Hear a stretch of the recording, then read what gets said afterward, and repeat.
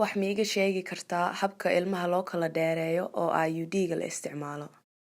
IUD waa aalad yar oo la geliyo makaanka si looga hortago uur qaadida.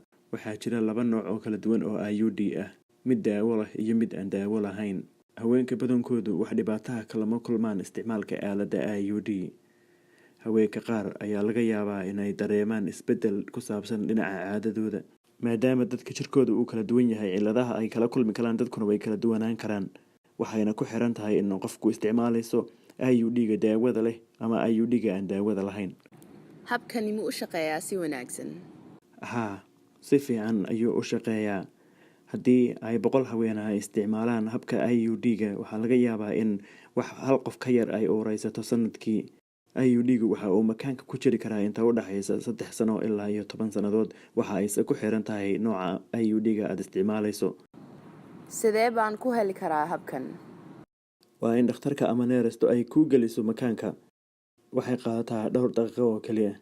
Dhakhtarka ama neerasta ayaana kaa soo bixinaya markii aadan rabin. Uur ma qaadi karaa haddii aan joojiyo isticmaalka habkan?